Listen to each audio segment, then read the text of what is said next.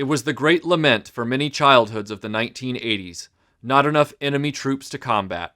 For some, it was because their parents wouldn't buy them duplicates of figures you already have. For others, it was a calculated choice based on the knowledge that you only received so many toys every year. So when you got the opportunity, you had to make it count, and you didn't want to get something you already had, even though in the back of your mind, more cannon fodder would really enhance your play scenarios.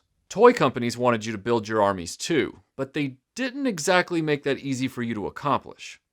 An entire legion of my best troops awaits them. Long before the 20th century, you had the pewter and tin soldiers, miniatures that were collected by the children of rich families. In the 20th century, this would become something middle-class kids could collect, and before long, we had the ubiquitous plastic army men, which actually date all the way back to 1938, but found their stride in the 50s and 60s as solid green soldiers sold in bags and buckets for pennies on the dollar. But as action figures became larger with G.I. Joe and Mego, it became more cost prohibitive to have multiples, let alone enough to have a massive army.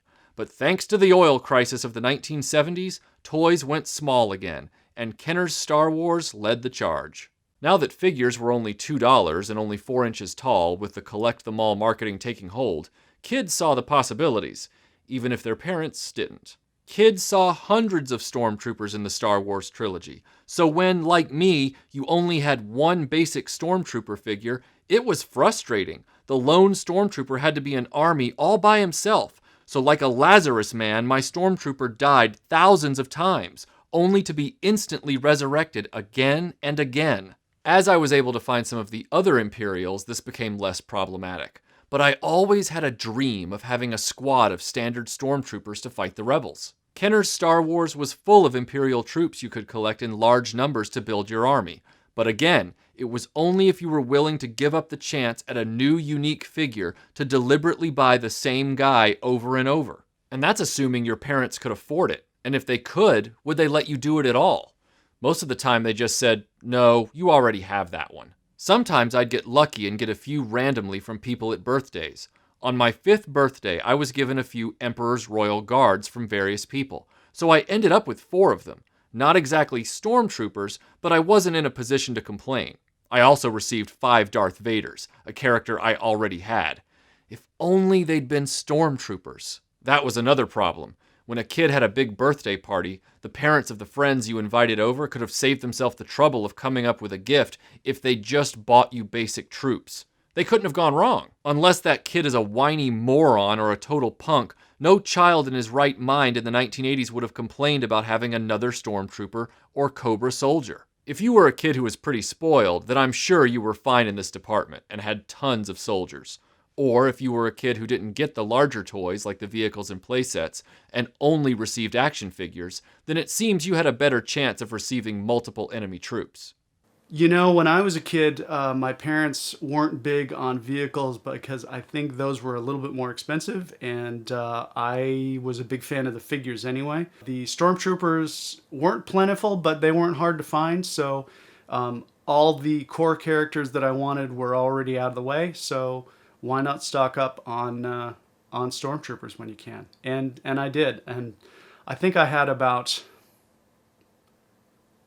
6, 7 stormtroopers when I was a kid. The weird thing about this is toy companies advertise the idea of army building constantly in their commercials and their print ads, showing kids playing with multiple generic baddies against the heroes, but they didn't make it simpler to get them. Just imagine if Kenner or Hasbro had sold stormtroopers and Cobra enemies both as single figures and as 3-packs. Then you could have asked for a 3-pack for a birthday or as a stocking stuffer and had an instant boost to your fascist enemy army. I know hindsight is 20/20, but why they didn't think to do that is staggering. Oh, sure, you had department store special 3-packs for distinct Star Wars figures, and Hasbro said, hey, let's double pack Tomax and Zaymot, or let's sell Sergeant Slaughter's Renegades in a 3-pack. But the figures that really needed en masse purchasing options didn't have them. And it wasn't just Star Wars and G.I. Joe. Most of the toy lines had built-in options for bad guy armies.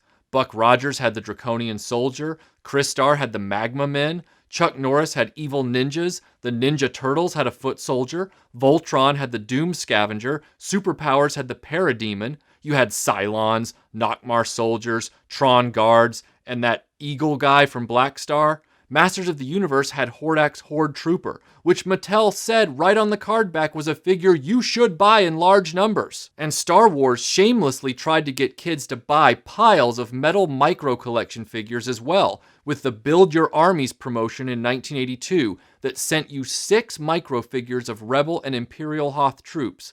The fact that they called this promotion Build Your Armies makes the conspicuous absence of Army Builder multi-packs for the basic Stormtroopers kinda inexcusable. But this wasn't just a bad guy's game. There were a few options for building a good guy army as well. In Star Wars, you had the Rebel Soldier and Rebel Commando, as well as a few pilots that could be duplicated.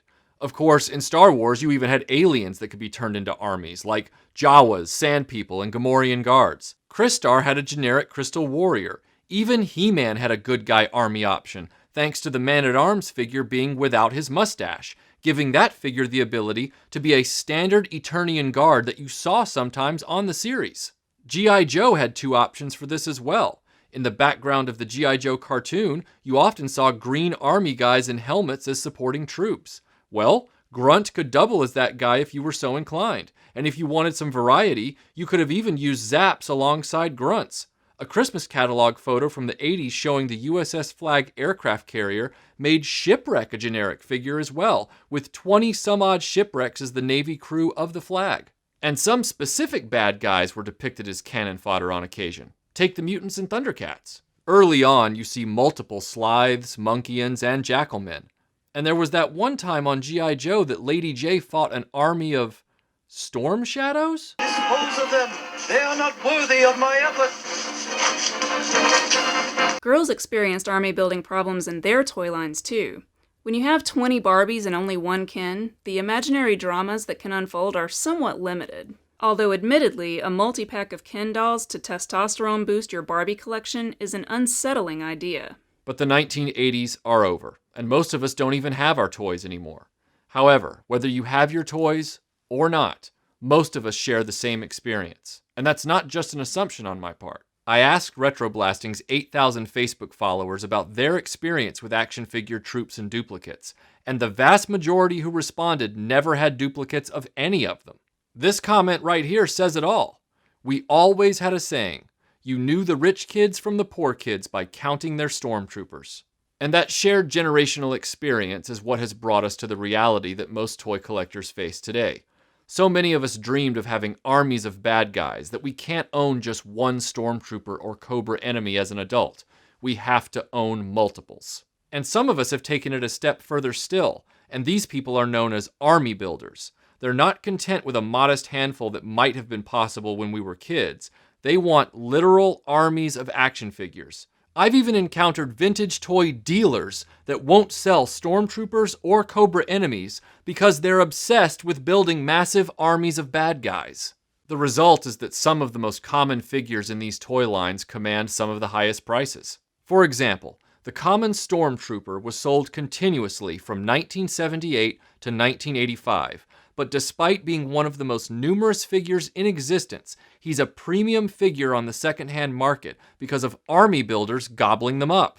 Same goes for the Cobra enemy, the only G.I. Joe figure sold 4 years in a row from 1982 to 1985, but he demands high prices because collectors want 400 of them for display. At least he doesn't carry the added premium of being made from white plastic like the Stormtrooper. Since most white plastic toys run the risk of yellowing over time, there's an extra cost to pay for a minty white trooper, making the Stormtrooper brutal on your wallet.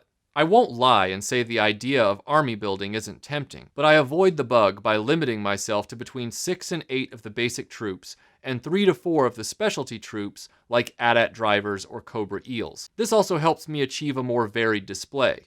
Plus, all it would take is a few army builders' homes going up in flames, and an inordinate number of these figures would be lost in a single go. But I do understand what drives this hobby. It's those memories we can't shake. For me, it was losing Star Wars weapons, so I've obsessively hunted them down again for my action figures.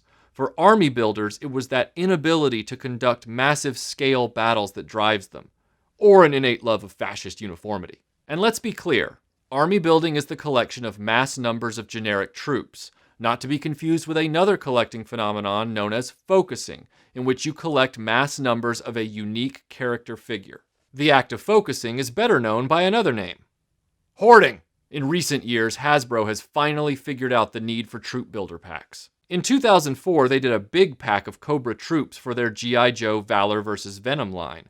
In 2008, they sold multi-packs of German soldiers and Cairo assassins for their Indiana Jones figure set. And they have had a few attempts at Star Wars troop builder sets, though the clones were just in-scale posed miniatures. The Evolution set was 3 troops from totally different eras, and the recent Stormtrooper multi-pack was an Amazon exclusive. So here's to army building, a dream we all shared that some of us have actually achieved with staggering success. And just remember, if an army builder's toy collection attacks your toy collection, at best it will be Dunkirk. And at worst, it'll be Return of the King, where their toy collection is the Army of the Dead, and your toys are the orcs. Hey, we could build an army of cats. No.